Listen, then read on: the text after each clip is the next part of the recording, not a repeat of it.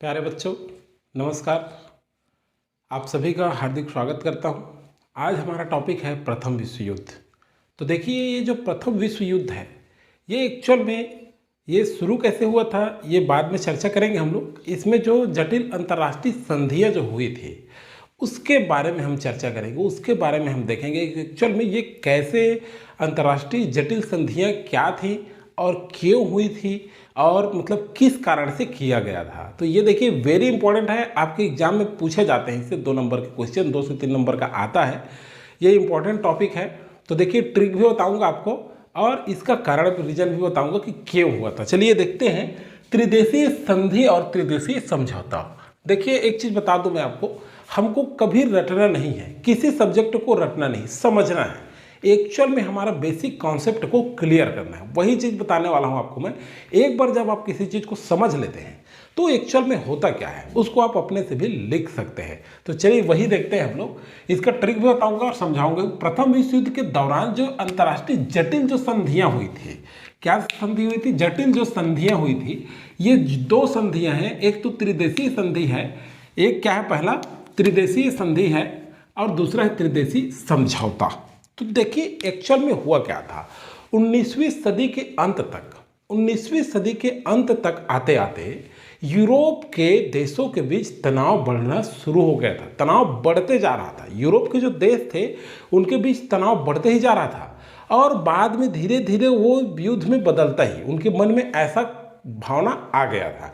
अब एक्चुअल में ये लोग करें क्या, तो इनको डर ये हो गया था कि युद्ध अगर हो जाएगा। देखिए, एक सामान्य सी बात है, एक उदाहरण लेते हैं। अगर घर में भी हम लोग लड़ाई हो जाते हैं, गांव में लड़ाई हो जाते हैं एक दूसरे से, हमको भी डर बने रहता है कि मेरे पक्ष में कितने आदमी हैं, उसके पक्ष में कितने आदमी हैं। जरा सोचिए, आप युद्ध की बातें हैं तो भाई आप भी किसी न किसी का सहारा, सपोर्ट जरूर मिलता है। जब सपोर्ट मिलता है तो उस सपोर्ट से आपको हिम्मत और ताकत मिलता है। सेम वैसी ही स्थिति यहाँ भी था। तो वो लोग ये सोचने लगे, अगर युद्ध हो गया तो भाई हमारे बीच मतलब हमको सहयोग कौन करेगा, हमारे बीच कौन आएगा। ये बहुत सारे बातें थी, कहीं हम अलग थलग ना पड़ जाएं। तो इसलिए ये लोग क्या कि आपस में समझौता करने लगे। तो देखिए, त्रिदेशीय संधि, त्रिदेशीय संधि को ट्रिपल अलायंस के नाम से भी जाना जाता है।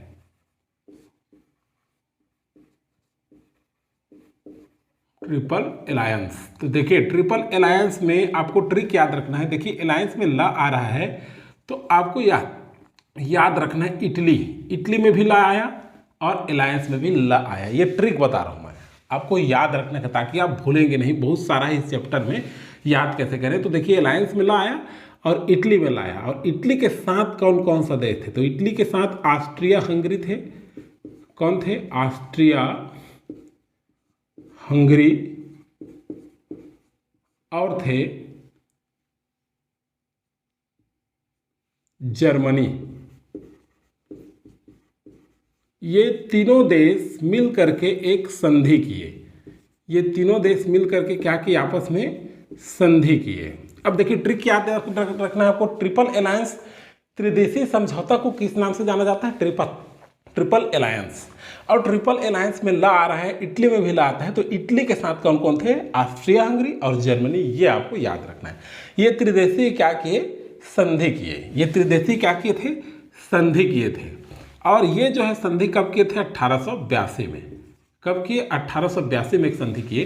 क्यों संधि किए ये लोग, क्योंकि अगर ये लोगों मतलब ये जो देश है, इटली, ऑस्ट्रिया हंगरी और जर्मनी के किसी भी एक देश में, ये तीनों देश में से किसी एक देश पर अगर रूस और फ्रांस, कौन, रूस और फ्रांस में से कोई देश अगर हमला कर देता है, आक्रमण कर देता है इनके ऊपर, कोई भी एक देश के ऊपर, तो बाकी जो 2 देश बच गए, जैसे मान लो जर्मनी के ऊपर कर दिया, तो ये दोनों, ये जर्मनी की सहायता करेंगे उतर के युद्ध में। तो ये था क्या, त्रिदेशीय संधि।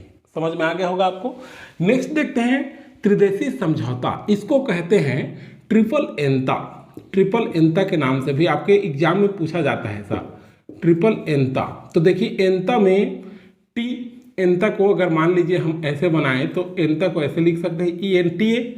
तो देखिए, एंता में क्या आया, टी आया। तो ब्रिटेन, ब्रिटेन में भी क्या आया, टी आया। ऐसे याद रखना है, ब्रिटेन प्लस रूस और प्लस फ्रांस। ये क्या किए, समझौता किए। देखिए इनके बीच संधि हो गई, और इनके बीच संधि जब हुई तो ये जो तीन देश थे, ब्रिटेन, रूस और फ्रांस, ये भी डर गए और इनको ये खतरा हो गया कि इनका ताकत अब क्या हो गया, बढ़ गया। ये हम संधि कर लिए तो हम अलग थलग, इनको फिर विश्व युद्ध में अलग थलग पड़ने का खतरा था। देखिए सीधी सी बात है, अगर हमारे बीच कोई अगर युद्ध हो रहा है या लड़ाई हो रहा है, तो अगर किसी के पक्ष में 5 आ गए और किसी के पक्ष में 2 चले गए तो डर तो बनेगा ही 2 लोगों को, क्योंकि वो लोग 5 लोग हैं। ठीक इसी तरह से ये तीनों जब संधि किए थे, आपस में गुप्त रूप से संधि करते थे ना, याद रखना इसको। ये जो संधि हो रहा था क्या था, गुप्त संधि था, आपस में गुप्त संधि कर रहे थे लोग। तो जब ये गुप्त संधि हुआ तो ये क्या हुआ, ब्रिटेन, रूस और फ्रांस को अलग थलग होने का खतरा बन गया। किसको, रूस और फ्रांस को।